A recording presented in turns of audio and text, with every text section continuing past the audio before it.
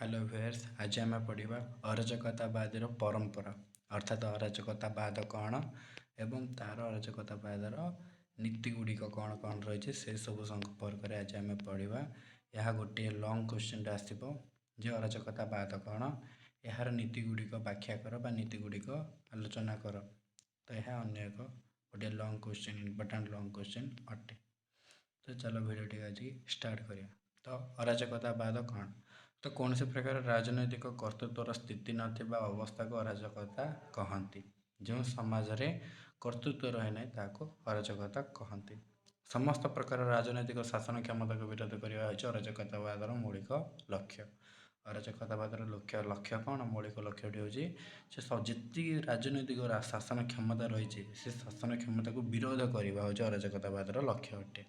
आनुष्ठानिक धर्म आ बेसरकारी संपत्ति को मध्य विरोध करुच्ची। जहाँ आनुष्ठानिक धर्म रही आ बेसरकारी जो संपत्ति व्यवस्था रही से सबको विरोध किए करे? अराजकतावाद। जहाँफल अराजकतावादी मैंने विचार करती जे राष्ट्र हूँ बल प्रयोगकारी एवं ताहार राजनैतिक क्षमता अधिकारी और वांछित अटे। क्रोपटकिन मतरे अराजकतावादी व्यवस्था कौन से बाध्यबाधकता आईन और बल प्रयोग करथवा कौन सरकार करिबो नाही। राष्ट्र बदल में मुक्त भाव कार्य करी गोष्ठी व संघ माने रही मुक्त समाज गठन करिया। गार्नर भाषा अराजकतावाद कहले केवल एपाई जो प्रत्येक प्रचलित सरकार व्यवस्था को विरोध करे कारण यह व्यक्ति उपरे ताहार मतामत बिना बाध्यता लागू करे एवं सेथिपाई स्वतंत्र और प्रकृत स्वराज्यर जड़े शत्रु होता है। आहरी मध्य ए कारण जे व्यक्तिक्रम बिना सकल सरकार निजक असामर्थ्य प्रमाणित करिसंती सेमाने समस्त प्रति जो प्रकाशित सम व्यवहार प्रदर्शन करतबार प्रचार करती ताहार कौन से वास्तव स्थिति नहीं। जे.एस. रोसेंक मतरे अराजकतावादर सारभूत वैशिष्ट्य हूँ समस्त संस्थापित कर्तृत्व पक्षर विलोप एवं व्यक्ति को राजनैतिक सामाजिक कि धार्मिक आदि सकल प्रकार बंधन संपूर्ण मुक्ति कराइबा। अराजकतावादी तत्व ऊनविंश शताब्दीर द्वितीय भाग में पुनर्विकसित होते बहुत अतीत काल में यार मौलिक चिंताधारा देखा मिलता। प्राचीन ग्रीसर बैरागी माने राजनैतिक अनुष्ठान मान फलप्रसूता को प्रश्न करते परिवर्ते एक सामाजिक शर्त पर निर्भर करते जो मनीष माने प्राकृतिक प्रवृत्ति सामाजिक और न्याय प्रतिक्रिया मुक्त भाव कार्य करने को सक्षम हेबे। आधुनिक अराजकतावाद गणवीन भाषा प्रस्तावित होता अनुमान करा जाए से राजनैतिक कर्तृपक्ष और बेसरकारी संपत्ति को विरोध करते बेले निजक प्रकाश्य प्रथम अराजकतावादी घोषणा करते। फिर जोसेफ प्रादो संपत्ति को चोरी बोली घोषणा करते। सरकारी संपत्ति बेसरकारी संपत्ति मध्य राष्ट्र उत्पत्ति आविष्कार करते जार सुरक्षा राष्ट्र सृष्टि होता। प्राध राजनैतिक कर्तृत्व पक्ष न्याय युक्ति और उचित व्यवहार शत्रु बोली मत देते। जोसिया वारेन और बेंजामिन टक्कर व्यक्तिवादी अराजकतावाद गोष्ठीर दार्शनिक तत्वर प्रचार करते बेले माइकेल बकुनिन साम्यवाद अराजकतावादर प्रवक्ता थे। उभय अराजकतावादी और साम्यवादी माने राष्ट्र विलय चाहते से परस्पर सामान नुहति। साम्यवादी माने लक्ष्य हासिल पर्यंत किछि काल राष्ट्र को बर्दाश्त करते बेले अराजकतावादी माने राष्ट्र को तिले मात्र चाहती नहीं। पुनश्च साम्यवादी स्पष्ट भाव एक श्रेणीविहीन साम्यवादी समाज प्रतिष्ठा करने को चाहती जहाँफल अराजकतावादी मैंने से चाहते समाज विषय स्पष्ट चित्र आंकबार व्यर्थ होती। ककर मतरे जो मतवाद कौन से रूप हेले राजनैतिक कर्तृत्वर आवश्यकता नथियो अबांछित प्रतिपादन कराए ताको अराजकतावाद बोली कहुए। गेटेल मतरे अराजकतावाद कहले ऊनविंश शताब्दीर उदारवाद एवं समाजवादर प्रभात और प्रभाव को विच्छुरित करने जो जुक्ति द्वारा समाज को कर्तृत्वहीन कर ବ୍ୟବସ୍ଥା ଥାଏ ତାକୁ ଅରାଜକତାବାଦ କୁହାଯାଏ। କ୍ରୋପଟକିନ୍ଙ୍କ ମତରେ ପ୍ରିନ୍ସ କ୍ରୋପଟକିନ୍ଙ୍କ ମତରେ ଯେଉଁ ମତବାଦରେ ବିନା ସରକାରରେ ଆଇନ ପ୍ରତି ବିନା ଆନୁଗତ୍ୟ ବା କର୍ତ୍ତୃତ୍ୱର ବିନା ଆଜ୍ଞାବହତା ଦ୍ୱାରା ସାମାଜିକ ଶୃଙ୍ଖଳା ପ୍ରତିଷ୍ଠିତ ହୁଏ, ବିଭିନ୍ନ ଆଞ୍ଚଳିକ ବୃତ୍ତିଗତ ଗୋଷ୍ଠୀର ବିଭିନ୍ନ ଆବଶ୍ୟକତା ପରିପୂରଣ ପାଇଁ ଉତ୍ପାଦନ ଓ ଉପଭୋକ୍ତାର ସୁବିଧା ପାଇଁ ସ୍ୱାଧୀନ ଭାବରେ ଚୁକ୍ତି ସମ୍ପନ୍ନ ହୋଇଥାଏ, ତାହାକୁ ଅରାଜକତାବାଦ କୁହାଯାଏ। ଯେଉଁ ମତବାଦ ବା ସିଦ୍ଧାନ୍ତରେ ଜୀବନ ଓ ଚାଲିଚଳନର ନୀତି ନିର୍ଦ୍ଧାରଣ ସରକାର ସ୍ଥିତି ବିନା ନୀତିରେ ହୋଇ ସାମାଜିକ ଶୃଙ୍ଖଳା ପ୍ରତିଷ୍ଠା କରିପାରିବ, ତାହାକୁ ଅରାଜକତାବାଦ ବୋଲି କୁହାଯାଏ। ଗାର୍ନରଙ୍କ ଭାଷାରେ କହିବାକୁ ଗଲେ ସେ ଶାସନ ମାନ୍ୟତା ହୋଇଥିବ ଆଉ ଆଇନଗତ ମଧ୍ୟ ସ୍ୱୀକୃତି ପାଇଥିବ, ଯାହାଫଳରେ ନିଜର ପଡ଼ୋଶୀର ସଂରକ୍ଷଣ ପାଇଁ ସହଯୋଗ କରିବାକୁ ବାଧ୍ୟ ହେବ, ଯାହାଫଳରେ ତାହାକୁ ଆମେ ଅରାଜକତାବାଦ ବୋଲି କହିଥାଉ। ତ ପିଲା ସଂଜ୍ଞା ସବୁ ଗଲା, ଏବେ ଆସିଲା ଅରାଜକତାବାଦର ନୀତି। ଅରାଜକତାବାଦର ନୀତି ହେଉଛି ବ୍ୟକ୍ତିତ୍ୱର ପୁନର୍ବିକାଶ ହେବ। ବ୍ୟକ୍ତିତ୍ୱର ପୁନର୍ବିକାଶ ଅର୍ଥାତ୍ ଅରାଜକତାବାଦୀମାନଙ୍କ ମତରେ ମାନେ ଜୋଡ଼ଙ୍କ ମତରେ ଅରାଜକତାବାଦୀ ମାନେ ବ୍ୟକ୍ତିତ୍ୱ ସମ୍ପୂର୍ଣ୍ଣ ବିକଶିତ ହେବା ସହିତ ଅରାଜକତାବାଦର କାର୍ଯ୍ୟରିତ ହୋଇପାରିଲେ, ଯାହାଫଳରେ ବାହ୍ୟ ନିୟନ୍ତ୍ରଣ ନଥିବାରୁ ବ୍ୟକ୍ତିର ଅନ୍ତର୍ନିହିତ ଗୁଣର ବିକାଶ ଘଟିଥାଏ। ବ୍ୟକ୍ତିର ପ୍ରକୃତରେ ପ୍ରଥମ ସ୍ତର ପାଇଁ ବାସ୍ତବ ସ୍ୱାଧୀନ ପାଏ, ପ୍ରତ୍ୟେକ ପ୍ରକାର ବନ୍ଧନ ଓ ନିୟନ୍ତ୍ରଣରୁ ସେ ମୁକ୍ତ ହୋଇଥାଏ। ତାହା ଠିକ୍ ସେମିତି ତିନି କର୍ତ୍ତୃତ୍ୱରୁ ମୁକ୍ତି, ମାନେ ଯୋଡ଼ କହିଛନ୍ତି ଯେ ନିମ୍ନଲିଖିତ ତିନି ପ୍ରକାର କର୍ତ୍ତୃତ୍ୱରୁ ମୁକ୍ତି ମିଳିଥାଏ, ଅର୍ଥାତ୍ ଅର୍ଥନୈତିକ ଚୁକ୍ତି, ରାଜନୈତିକ ମୁକ୍ତି ଏବଂ ନୈତିକତାର ସ୍ୱାଧୀନତା। ତ ଅର୍ଥନୈତିକ ଚୁକ୍ତି ପୁଞ୍ଜିପତିଙ୍କ କବଳରୁ ବ୍ୟକ୍ତି ଉତ୍ପାଦନକାରୀ ହିସାବରେ ମୁକ୍ତି ଲାଭ କରେ, ଏହା ପୁଞ୍ଜିବାଦକୁ ଉଚ୍ଛେଦ କରେ। ରାଜନୈତିକ ମୁକ୍ତି ରାଷ୍ଟ୍ର କବଳରୁ ନାଗରିକ ଭୂମିକାରେ ଥିବା ବ୍ୟକ୍ତିକୁ ମୁକ୍ତି ମିଳେ। ରାଜନୈତିକ ନିୟନ୍ତ୍ରଣକାରୀ କର୍ତ୍ତୃତ୍ୱର ଲୋପସାଧନ ପରେ ବ୍ୟକ୍ତିର ନିଜର ବ୍ୟକ୍ତିତ୍ୱ ବିକାଶ କରିପାରେ। ନୈତିକତାର ସ୍ୱାଧୀନତା ଧର୍ମ ସଂଗଠନ କବଳରୁ ବ୍ୟକ୍ତିକୁ ମୁକ୍ତି ମିଳେ। ଧର୍ମର ନିୟନ୍ତ୍ରଣ ଧର୍ମ ଦ୍ୱାରା ପ୍ରତିଷ୍ଠିତ ଭଗବାନଙ୍କ ହସ୍ତରୁ ମୁକ୍ତି ଲାଭ କରି ନିଜର ନୈତିକତା ପ୍ରତିଷ୍ଠିତ କରିପାରେ। ତାର ସମ୍ପତ୍ତି ହେଉଛି ଚୋରି ଜିନିଷ। ଏଇଟା ପ୍ରାଦ କହିଥିଲେ, କି ଜୋସେଫ ପ୍ରାଦ।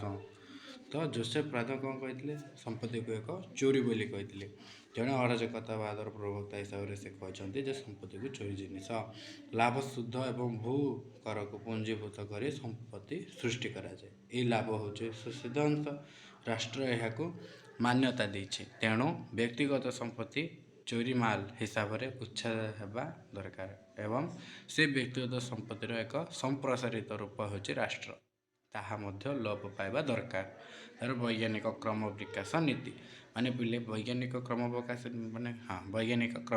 ନୀତି ମାନେ କ'ଣ?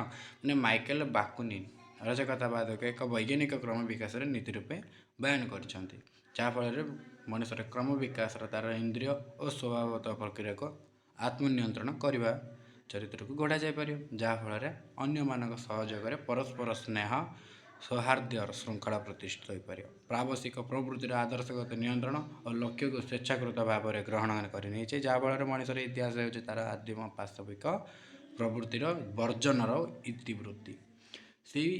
ସେହି ପ୍ରବୃତ୍ତିର ବର୍ଜନରୁ ସେ ମାନବିକ ଗୁଣ ପ୍ରତିଷ୍ଠା କରିଛି, ଯାହାଫଳରେ ମଣିଷର କ୍ରମ ବିକାଶର ନିମ୍ନତମ ସ୍ତରରେ ରାଜନୈତିକ କର୍ତ୍ତୃତ୍ୱ, ବ୍ୟକ୍ତିଗତ ସମ୍ପତ୍ତି ଏବଂ ଧର୍ମ ସବୁ ଅନୁଷ୍ଠାନର ଆବଶ୍ୟକତା ରହିଥିଲା, କାରଣ ସେତେବେଳେ ଲୋକେ ପରସ୍ପର ସହିତ ଦୈହିକ ବାସନା ପୂରଣ ପାଇଁ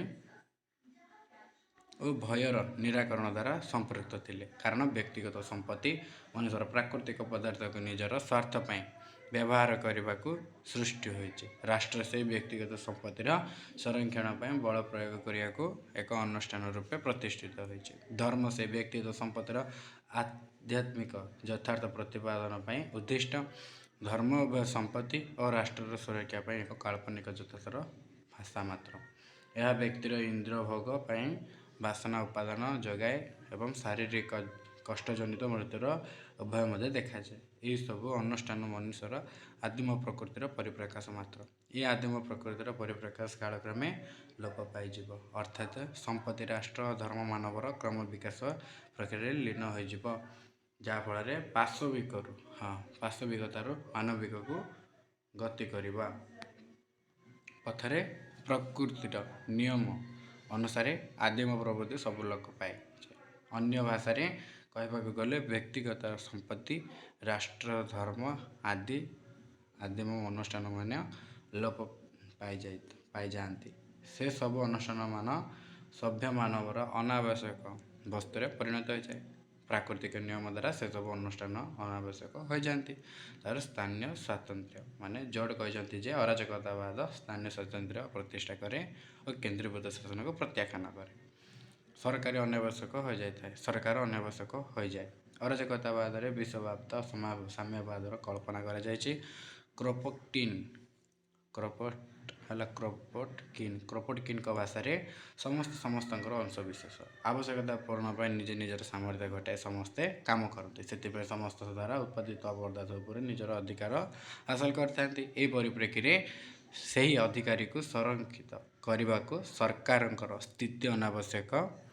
ଆଗରୁ ଅନ୍ୟାୟ ବଣ୍ଟନ ଜନିତ ସଂଘର୍ଷ ନିୟନ୍ତ୍ରିତ କରିବାକୁ ସେ ସରକାର ପ୍ରତିଷ୍ଠା ହୋଇଥିଲେ। ଶ୍ରମିକ ଯେପରି କମ୍ ଭାଗ ପାଇବେ ଓ ପୁଞ୍ଜିପତି କିପରି ଶୋଷଣ କରି ସର୍ବାଧିକ ଭୋଗ ପାଇବେ ତାହା ଦେଖିବାକୁ ସରକାର ପ୍ରତିଷ୍ଠା ହୋଇଥିଲା। ଯେଉଁ ସରକାର ପୁଞ୍ଜିପତିକୁ ଅଧିକାଂଶ ଅଂଶ ଦେବା ପାଇଁ କାର୍ଯ୍ୟ କରେ ସେ ସରକାର ଲୋପ ପାଇବାର କଥା। ଏହା ଅନାବଶ୍ୟକ ଓ ଗର୍ହିତ। ଅରାଜକତାବାଦରେ ସମସ୍ତଙ୍କୁ ସମାନ ଅଂଶ ଦିଆଯାଏ। ସମକ୍ଷମତା ଓ ଅଂଶ ଭୋଗ କରୁଥିବା ସମାଜରେ ସରକାରର ଆବଶ୍ୟକତା ନାହିଁ। ଏଥିରେ ଶାସକ ଶାସିତ ଶ୍ରେଣୀ ବିଭାଗ ନାହିଁ। ତେଣୁ ସରକାର ଅନାବଶ୍ୟକ ହୋଇପଡ଼େ। ରାଷ୍ଟ୍ର ଅନାବଶ୍ୟକ ଓ କ୍ଷତିକାରକ। ଅରାଜକତାବାଦରେ ବର୍ତ୍ତମାନ ପ୍ରଚଳିତ ରାଷ୍ଟ୍ର ବା ଭବିଷ୍ୟତରେ ରାଷ୍ଟ୍ର ମାନବିକତାର ବିକାଶ ପରେ ଅଦରକାରୀ ବା କ୍ଷତିକାରକ ଅନୁଷ୍ଠାନ ରୂପେ ଗଣ୍ୟ ହୁଏ। ଅରାଜକତାର 5ଟି କାରଣ ରହିଛି। କ'ଣ? ଫାଷ୍ଟ ହେଉଛି ପ୍ରଚଳିତ ରାଷ୍ଟ୍ର ପ୍ରତି ଅବିଶ୍ୱାସ, ତାପରେ ପ୍ରତିନିଧିମୂଳକ ସରକାରଙ୍କ ଅଯୋଗ୍ୟତା, ତାପରେ ସାମୂହିକ ସ୍ୱାର୍ଥ ପ୍ରତିନିଧିତ୍ୱ ଦରକାର, ତାପରେ କ୍ଷମତାର ଉଚ୍ଛେଦ, ଆଉ ରାଷ୍ଟ୍ରର ନିୟୋଜନ। ତ ପିଲାମାନେ ପ୍ରଚଳିତ ରାଷ୍ଟ୍ରର ପ୍ରତି ଅବିଶ୍ୱାସ ମାନେ ଆମର ଯେଉଁ ପ୍ରଚଳିତ ରାଷ୍ଟ୍ର ପ୍ରତି ଅବିଶ୍ୱାସ ରହିଛି କ'ଣ? ବର୍ତ୍ତମାନ ରାଷ୍ଟ୍ରର ଅନ୍ୟାୟ ରହିଛି ଏକଚାଟିଆ କ୍ଷମତା ଦେଇକରି ପୁଞ୍ଜିପତି ସଂରକ୍ଷଣ ପାଇଁ ସୃଷ୍ଟି। ଯେହେତୁ ଏହି ପୁଞ୍ଜିପତିଙ୍କର ରକ୍ଷକ ହିସାବରେ ପ୍ରତିଷ୍ଠିତ, ଯାହାଫଳରେ ମାଧ୍ୟମ ପୁଞ୍ଜିପତିକୁ ଉଚ୍ଛେଦ କରିବା ଆବଶ୍ୟକ। ଯାହାଫଳରେ କି କ'ଣ ଉଚ୍ଛେଦ କରିପାରିବନି, ଅସମ୍ଭବ। ଅନ୍ୟ କୌଣସି ସଂଗଠନକୁ ବ୍ୟବହାର ନ କଲା ପର୍ଯ୍ୟନ୍ତ ବ୍ୟକ୍ତିଗତ ସମ୍ପତ୍ତି ଓ ପୁଞ୍ଜିବାଦର ଉଚ୍ଛେଦ ସମ୍ଭବ ନୁହେଁ। ରାଷ୍ଟ୍ରର ସର୍ବଦା ଶୋଷଣକାରୀ ସପକ୍ଷରେ କାର୍ଯ୍ୟ କରେ। ତେଣୁ ରାଷ୍ଟ୍ର ପ୍ରତି ବିଶ୍ୱାସ ନାହିଁ, ଏହା ବିଶ୍ୱାସ ଯୋଗ୍ୟ ନୁହେଁ। ପ୍ରତିନିଧିମୂଳକ ସରକାରଙ୍କର ଅଯୋଗ୍ୟତା। ଗଣତନ୍ତ୍ରରେ ପ୍ରତିନିଧିମୂଳକ ନିର୍ବାଚନ ହୁଏ, ଯାହାଫଳରେ ପ୍ରତିନିଧିମାନେ ନିଜର ସ୍ୱାର୍ଥ ଅନୁସାରେ ପ୍ରତିନିଧିତ୍ୱ କରନ୍ତି। ସେମାନେ ଅନ୍ୟମାନଙ୍କର ବୃତ୍ତିଗତ ସ୍ୱାର୍ଥ ଆଉ ବୃତ୍ତି ବିଷୟରେ କିଛି ଜାଣିପାରିନଥାନ୍ତି, ଯାହାଫଳରେ ପ୍ରତିନିଧି କରିବାର ଯୋଗ୍ୟତା ତାଙ୍କର ନାହିଁ। ତେଣୁ ଗଣତନ୍ତ୍ର ନିର୍ବାଚନ ପ୍ରତିନିଧିମାନେ ଅନ୍ୟମାନଙ୍କର ପ୍ରତିନିଧିତ୍ୱ କରିବାକୁ ଅଯୋଗ୍ୟତା ହୋଇଥିବାରୁ ପ୍ରତିନିଧିମୂଳକ ଶାସନ ମଧ୍ୟ ଅଯୋଗ୍ୟ ଅଟେ ଏବଂ ଅନ୍ୟର ସ୍ୱାର୍ଥର ବିଷୟରେ ଜ୍ଞାନହୀନ ଅଟେ।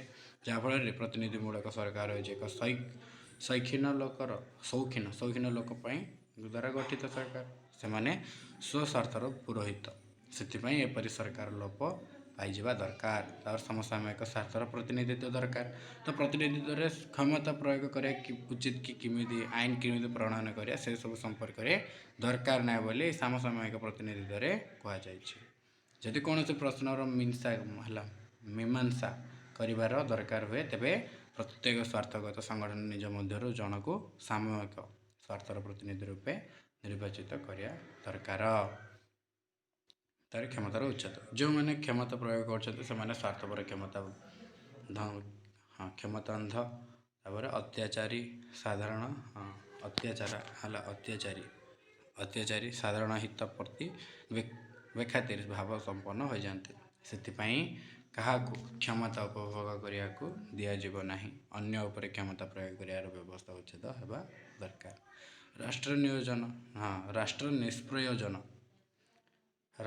ରାଷ୍ଟ୍ର ଏକ ଅବାଞ୍ଛିତ ଅନୁଷ୍ଠାନ। ହଳଦୀ ରାଷ୍ଟ୍ରୀୟ ସଂସ୍ଥାମାନେ ଠିକ୍ ସମୟରେ ଦେଶର ସ୍ୱାର୍ଥହୀନ କରୁଛନ୍ତି ବା ସ୍ୱାର୍ଥ ହାନି କରୁଛନ୍ତି। ଏପରି ସୈନ୍ୟମାନେ ମଧ୍ୟ ଶତ୍ରୁମାନଙ୍କ ଦ୍ୱାରା ପରାସ୍ତ ହୋଇ ଦେଶକୁ ବଞ୍ଚାଇ ପାରୁନାହାନ୍ତି। ଲୋକମାନେ ଜାଗ୍ରତ ହେଲେ ଶତ୍ରୁମାନେ ବିତାଡ଼ିତ ହେଉଛନ୍ତି। ତେବେ ରାଷ୍ଟ୍ରର ପ୍ରୟୋଜନତା ରହିଲା କେଉଁଠି? ତ ଲୋକମାନଙ୍କୁ ସୁରକ୍ଷା ଦେବା ପରିବର୍ତ୍ତେ ଲୋକ ଶୋଷଣକାରୀମାନଙ୍କୁ ସଂରକ୍ଷିତ କରି ଓ ସହାୟତା କରି ରାଷ୍ଟ୍ରଗଣ ବିରୋଧ ଅନୁଷ୍ଠାନରେ ପରିଣତ ହୋଇଛି। କଳା, ବିଜ୍ଞାନ ଓ ସଂସ୍କୃତିରେ ବେସରକାରୀ ସ୍ୱେଚ୍ଛାସେବୀ ଅନୁଷ୍ଠାନମାନଙ୍କ ଭୂମିକା ଅଧିକ। ସରକାରଙ୍କ ଦ୍ୱାରା ପରିଚାଳିତ ସେହିପରି ଅନୁଷ୍ଠାନର କାର୍ଯ୍ୟକାରିତା ସନ୍ତୋଷଜନକ ହୁଏ। ଏହି ଦୃଷ୍ଟିରୁ ରାଷ୍ଟ୍ରୀୟ ନିଷ୍ପ୍ରୟୋଜନ ଅଟେ। ଯାହାଫଳରେ ଏଇଠି ପିଲାମାନେ କ'ଣ ଜଣାପଡ଼ିଲା ଯେ ଆମର ଯେଉଁ ରହିଛି ଆମର ଅରାଜକତାବାଦ ଯେଉଁ ରହିଛି ସେ ଅରାଜକତାବାଦ କାହିଁକି ଅର୍ଥାତ୍ ଏହି ଅରାଜକତାବାଦର ଯେଉଁ ନୀତି ଗୁଡ଼ିକ ରହିଛି ଏହି ନୀତି ଗୁଡ଼ିକ ମଧ୍ୟରୁ ସବୁଠାରୁ ମୌଳିକ ନୀତିଟି ହେଉଛି ଯେ ଆମର କ'ଣ ସେ ହେଉଛି ମୌଳିକ ନୀତିଟି ହେଉଛି ରାଷ୍ଟ୍ରର ଅନାବଶ୍ୟକ ଓ କ୍ଷତିକାରକ ଅଟେ। ତ ତା'ର ଅରାଜକତାବାଦର 5ଟି କାରଣ ମଧ୍ୟ ରହିଛି। ସେ ଅରାଜକତାବାଦର କାରଣ ଗୁଡ଼ିକ କ'ଣ? ତ ପ୍ରକୃତରେ କହିବାକୁ ଗଲେ ଆମର ଯେଉଁ ରହିଛି ଯେଉଁ ରାଷ୍ଟ୍ରର ଅନାବଶ୍ୟକ କ୍ଷତିକାରକ ରହିଛି ସେ ଅରାଜକତାବାଦର 5ଟି ମୂଳ କାରଣ ରହିଛି। ସେ 5ଟି ମୂଳ କାରଣ ମଧ୍ୟ କ୍ୱେଶ୍ଚିନ୍ରେ ବେଳେବେଳେ ପଚାରିଦେବ ଯେ ଅରାଜକତାବାଦର କାରଣ ଗୁଡ଼ିକ ଆଲୋଚନା କର। ତ ଅରାଜକତାବାଦର କାରଣ ଗୁଡ଼ିକ ଲେଖିବ କ'ଣ ପ୍ରଚଳିତ ରାଷ୍ଟ୍ର ପ୍ରତି ଅବିଶ୍ୱାସ, ପ୍ରତିନିଧିମୂଳକ ସରକାରଙ୍କ ଅଯୋଗ୍ୟତା, ତାପରେ ସମସ୍ତ ସାମୟିକ ସ୍ୱାର୍ଥ ପ୍ରତିନିଧିତ୍ୱ ଦରକାର, ତାପରେ କ୍ଷମତାର ଉଚ୍ଛେଦ, ତାପରେ ରାଷ୍ଟ୍ରୀୟ ନିୟୋଜନ। ଏସବୁ ଗୁଡ଼ିକ ପିଲା ଆଜି ଆମେ ପଢ଼ିଲେ। ଯଦି କୌଣସି ପ୍ରକାର ମନରେ ଯଦି ଦ୍ୱନ୍ଦ୍ୱ ଥିବ ତାହେଲେ ମୋତେ କମେଣ୍ଟ ମାଧ୍ୟମରେ ପଚାରି ପାରିବ କ୍ୱେଶ୍ଚିନ୍। ଆଉ ତା ସହିତ ଯଦି କୌଣସି ପ୍ରକାର ମୁଁ ତ୍ରୁଟି କରିଥିବି ତାହେଲେ ସେଇ ତ୍ରୁଟିକୁ ମଧ୍ୟ କମେଣ୍ଟ ମାଧ୍ୟମରେ କହିବ ବା ଜଣାଇବ। ଆଉ ତୁମେମାନେ ତୁମର ସାଙ୍ଗମାନଙ୍କୁ ସେୟାର କର। ଆଉ ସେମାନେ ବି ପଢ଼ିବେ ନା, ଯାହାଫଳରେ ସେମାନେ ବି ଉନ୍ନତି କରିପାରିବେ। ଏବଂ ଠିକ୍ ସେଇଭଳି କହିବାକୁ ଗଲେ ଯଦି ଭିଡ଼ିଓଟି ଭଲ ଲାଗିଥାଏ ତାହେଲେ ଲାଇକ୍, ସେୟାର ଆଣ୍ଡ ସବସ୍କ୍ରାଇବ୍ କର। କାରଣ ପୁନର୍ବାର ଯଦି କୌଣସି ପ୍ରକାର ଭିଡ଼ିଓଟିକୁ ମୁଁ ଅପଲୋଡ଼ କରୁଛି, କାରଣ ଏଇ ଭିଡ଼ିଓଟି ପ୍ରତ୍ୟେକ ପ୍ରତ୍ୟେକ ୟୁନିଭର୍ସିଟି ପାଇଁ ଯେଉଁମାନେ ପଲିଟିକାଲ୍ ସାଇନ୍ସ +3ର political science honours paper +3 first ଇୟର୍ର ଆରମ୍ଭ କରି ଫାଇନାଲ୍ ଇୟର୍ ପର୍ଯ୍ୟନ୍ତ ସମସ୍ତଙ୍କ ପାଇଁ ମୁଁ ଏଇ ଭିଡ଼ିଓ ଏଥର ବନେଇବି। ଯାହାଫଳରେ ସମସ୍ତେ ଏଇ ଭିଡ଼ିଓଟିକୁ ପଢ଼ିବେ ଏବଂ ଏଇ ଭିଡ଼ିଓଟି ଦ୍ୱାରା ସମସ୍ତଙ୍କ ନିକଟରେ ପହଞ୍ଚିବା ଦ୍ୱାରା ସମସ୍ତେ ଶିକ୍ଷା ଗ୍ରହଣ କରିପାରିବେ। ସେଥିପାଇଁ ସବସ୍କ୍ରାଇବ୍ କରନ୍ତୁ ଭିଡ଼ିଓଟିକୁ। ରହୁଛି, ବାଏ, ଟେକ୍ କେୟାର।